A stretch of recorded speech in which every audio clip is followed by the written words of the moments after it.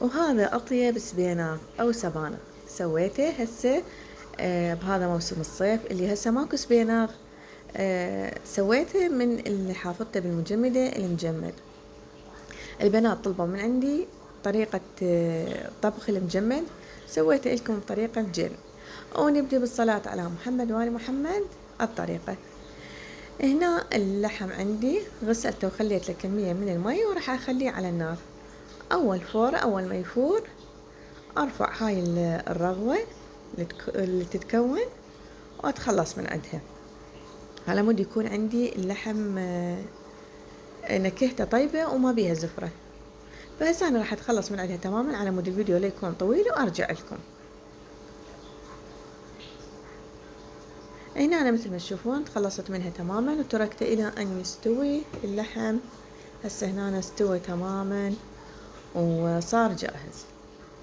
هسه هنا أنا راح حضرت راس من البصل أو حبة بصل، ثرمته ناعم، خليت كمية قليلة من الزيت، كمية الزيت اللي انتو تحبوها. أنا ما أكثر زيت لأن واحد هم يخاف على صحته، فمقللة كمية الزيت. وهنا حمسة صغيرة، حمسة قليلة من للبصل.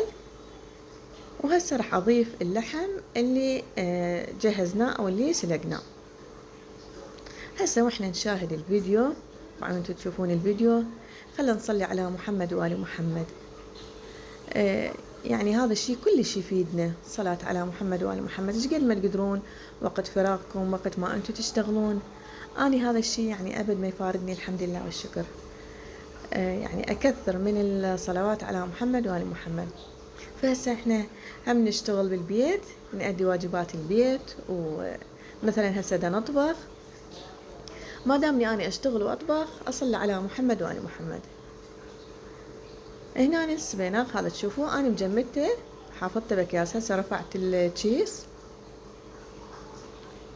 وهذا شكله.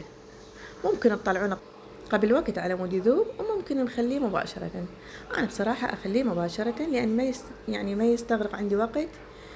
مثل ما شفتوا أنا كل شيء أسويها يعني الطبق خفيفة على مود بسرعة تذوب عندي. اللي يخلي عندي السبيناغ طعمه جديد وكأنما يعني استوني مسويته، مو عندي بالمجمدة. من احتفظ بيه ما احمسه حمسة كاملة، بس اذوبه اذبله واحتفظ بيه. هسه هنا ما اخذ من عندي تقريبا دقيقتين. هسه ذاب عندي السبيناغ، وهسه راح ابدي احمس بيه الحمس الزين، يعني الى ان تطلع ريحته شلون انتم تحبون تحمسوه.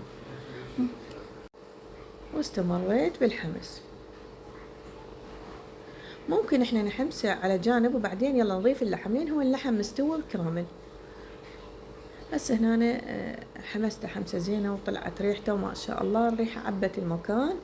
يعني مثل ما قلت لكم هسه يلا بديت احمس. انا من كنت محتفظة بيه بس مذبلته مو اكثر. هسه صار وقت الحمس. هسه ضفت المعجون، ضفت 3 خواشيق كبار من المعجون.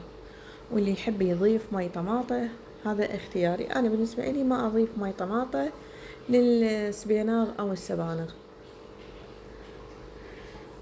هسه هنا ضفت كمية قليلة من المي وراح اذوب بيها المعجون.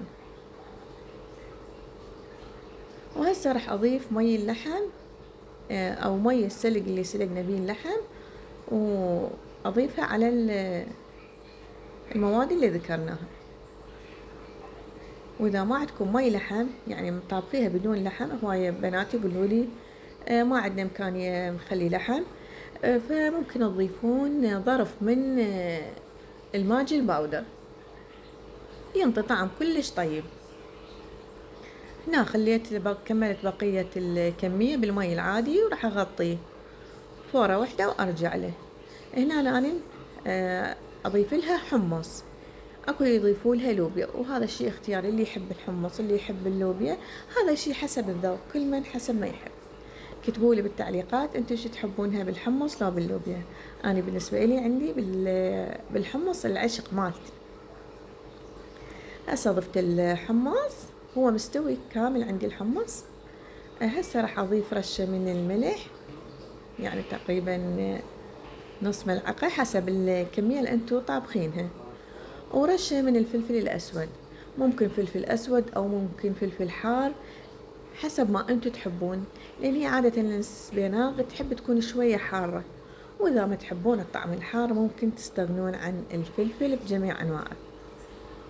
وهسه تحريكة بسيطة وراح أغطيها وأخليها تتهدى، بس أريد المواد تاخذ نكهة بعض. المرقة صارت جاهزة، بس أريدها يعني تاخذ درجة تهدير بسيطة على نار هادئة. راح أخليها، وهنا رجعت لها بعد ما كملت، مثل ما تشوفون ما شاء الله ريحتها فشي يجنن. وتشيكت الملح وخلاص صارت جاهزة. أنا بهذا الوقت حضرت التمن وهذا شكلها. أتمنى اليوم الفيديو يكون عجبكم، وإذا عجبكم لا تنسونا باللايك، واللي أول مرة يشوف القناة أتمنى تشتركون بالقناة. ويا ربي أتمنى لكم صحة وعافية، وانتظرونا فيديو جديد يا رب يكون ينال إعجابكم.